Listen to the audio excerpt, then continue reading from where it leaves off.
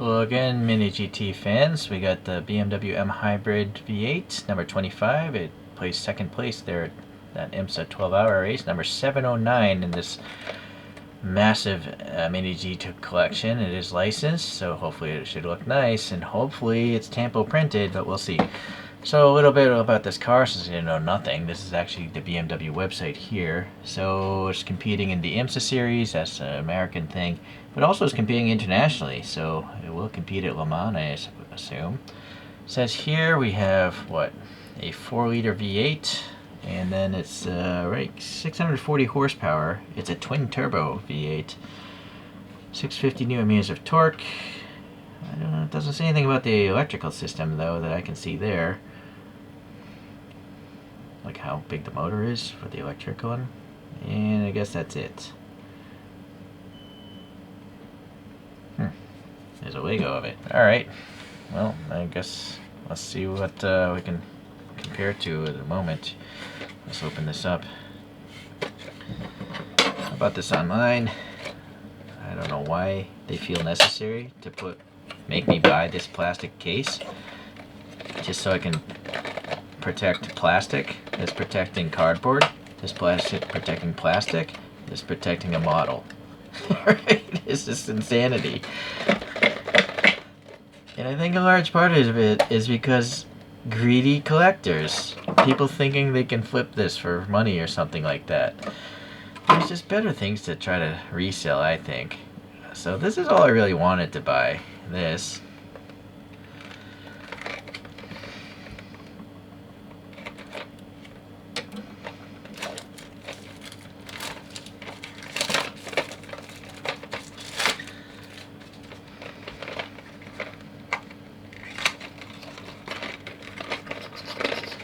At least this packaging isn't so huge and wasteful.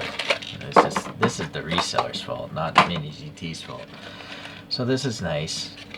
It is die cast. Let me see if I can get some photos. So, you notice these little ducts here in these big intakes. Maybe you can't see it, but I can see it. And that is actually there by MiniGT, so that's good. Let's see about the side profile.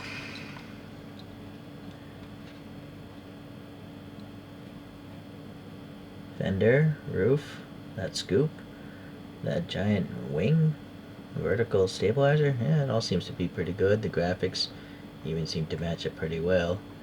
Actually, except for this is, I don't know if this is a press thing. It wasn't racing. It doesn't have this IQOO thing on it, which whatever that is. I don't know. Leave a comment.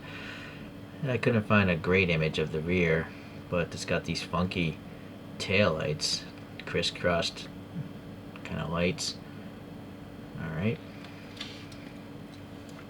Not even sure if this is the right car image, but it does look the same. No, this is the number 24 car. Alright, well, anyways, it looks good enough for me. I would assume with the licensing, it had to have been approved by BMW. So, what I like about these is the printing on the tires. MiniGT does a great job with that. I don't know how they get that to stick to the tires. Maybe you don't want to pick at it, but it's very legible, this Michelin stuff on here. Pilot Sport. And then the tires are also rounded, so that makes sense. There's no brake systems on MiniGTs. For the price, you gotta accept that. It's actually, considering it's a toy, meaning it rolls, it's actually not gappy. It actually has a pretty decent stance. I suppose maybe it could be a little lowered, but it doesn't look weird to me, so that's good. And then the spokes here are pretty thin, molded plastic, of course. This should be silver, apparently, but no printing on this one. I cannot tell if there's any sort of lug nuts or if it's a center knockoff. I mean, it should be a center knockoff being a race car. Yeah, I guess that's like a spline nut or something. Not sure. Okay, well, let's see. The rubbery mirrors are great. And then, so far, this looks like paint. It doesn't look like a decal. It's not wrinkly like a decal. So this is, well, maybe this 25 is a decal. I don't want to push it down right there. It'll crack. But this striping graphic is definitely paint, I think. The base is metal and is carrying over this side skirt here, and you can see that's pick just vanished into that vent. Let me back out a little bit. Alright, so that's pretty impressive. Look how much of that pick vanished. It probably goes all the way through to the tire. So that's neat. And then this one also, well, it goes in a decent amount, so it's a realistic vent. They got this little number thing, the light system there, and then some sort of rivet details there on the side.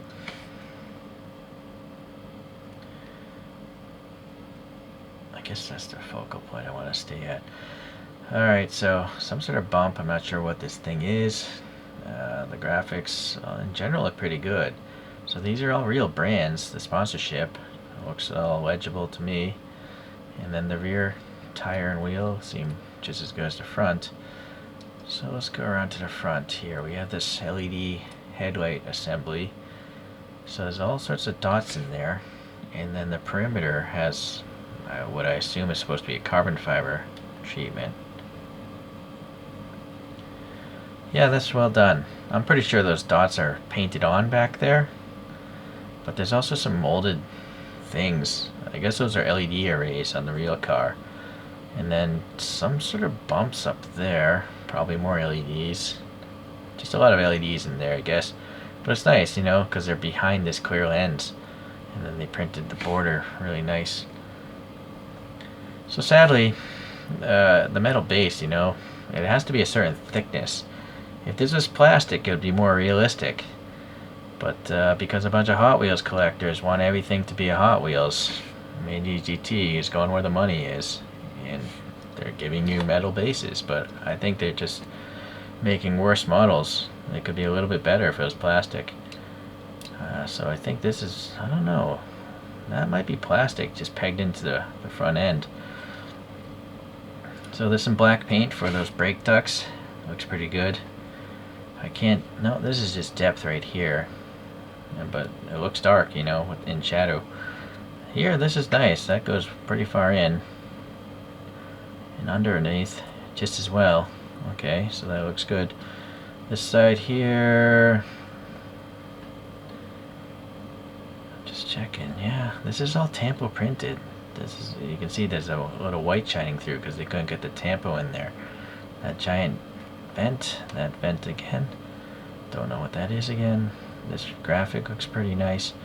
This all looks pretty good. So the red paint on the taillights seems good enough. And then you can see this is a real vent. It's going right through the tire. And then there's some sort of red, I don't know what that would be. Is it a tow hook? Not sure. It's just all blacked out here. Alright, and then I might as well get the bottom done. All you know is this is a BMW. If you pick this up in the future, or someone that doesn't know about cars, they're just like, okay, it's a BMW. Alright, it's just a MiniGT way. They expect you to have an encyclopedic memory. So the wing is nice. It's molded in plastic, and so you can see now it's quite thin, right? Because it's not made of metal. And then they have the motorsport printed on there with paint, it looks like. It's not a decal, so that's nice. You can see the curvature of the wing is actually realistic. So that's good. Guess we'll go towards the front now. So some sort of heat shielding here. I think maybe these are supposed to be exhaust vents. There's no black paint though, but this isn't a super expensive model, so it's fine. A little bit of a blemish there. Some sort of carbon, maybe, and then just a whole lot of crazy geometric overlapping colors on this thing. Some sponsorship along the way. Here's some vents. And then I don't know what this green dot is, sorry. Ultimate electrified in power. Okay. You can see the tire relief areas. They're literally open. That makes sense. Perhaps it's a TV camera or something, that black thing. That probably is plastic. And it's nice that they have some black in this vent. That's probably a vent too. Seems to be gray. The door cuts here seem okay. And the race car drivers' names are quite legible. Even the flags make sense, except for these are. I don't know if these make sense because the flags are backwards, but these look correct. And then we have some recesses in that side window. Yeah, this is a decal, what I'm touching there. So, naturally I don't like that because it's gonna crack off later on as it dries out. Yeah, that's a problem right there. But this is paint. So, I suppose, well, I don't know. Maybe they could have designed it where this plastic piece, they could have tampo printed the plastic piece before they added it to the diecast. I'm not sure. Maybe it can't be done. There's just so much sponsorship on these cars now. Maybe this is their best solution. The wiper blade is raised, painted black, and then again the graphics here seem okay. This seems like tampo printing all up here. A little bit of a, okay, never mind, that's just some dust. The logo looks alright. You can almost see BMW there. This is a big recess here. Okay. And then it's a black interior. It's going to be really hard to see stuff, but it's a race seat, I guess. I don't know. It's such a shallow window, it's almost impossible to guess what's going on in here. I mean, there's got to be a seat somewhere in there, and there's got to be a steering wheel somewhere in there, but there's so much distortion and molded windows. It's hard to say. I don't even know what side the steering wheel is on. I cannot tell. Yeah, sorry. Maybe you can see better than I can. Maybe it's on the right side. Maybe right there we're looking at the back of the instrument gauges. Maybe. But I don't know what that is there on the left side. Oh. I wonder if that's just a floating member to keep the person's arm from flailing off to the other side of the cockpit. Possible. Don't know. Sorry. Since MiniGT doesn't seem to care about telling us what the car is on the bottom, I guess I shouldn't care either. So here's a blue car that they made. Here's a pink car that they made. Sparky falls into the same boat. They don't tell you what it is. So here's a white and red car. And they made a different white and red car. Only Kyosho seems to take the effort to tell you what you're holding in your hand. So this is a V12 LMR or something. It's some sort of, it got melted. So that's one other BMW LMP car I have. And that's from a different era. Open cockpit back then. It's still an alright model, I think, for its time. Naturally, you know, these are far more detailed. They're far more complex looking vehicles, but model-wise, they are definitely technically superior. They just have more parts, more printing and stuff like that. So, advancements in the hobby, that's a good thing, I guess. But obviously, there's just some weird mistakes, I think, these brands are doing, like not telling you what it is. So, yeah, it's a good model. It's got some decals, but not all decals. The majority of it is paint, so that is good. So as long as the diecast doesn't start leaching out vapors, which it probably will, it's at least today it's nice. But if you're new to the hobby, just be aware you're going to get something called paint rash on a lot of your diecast models, which is why I don't do too many diecast model reviews anymore. I think they're all going to go bad. I could be wrong. Alright, only Hot Wheels seems to be stable because I think they powder coat their models. I don't know about these brands if they're doing that or not. Thank you for watching. We'll see you the next time around. Bye.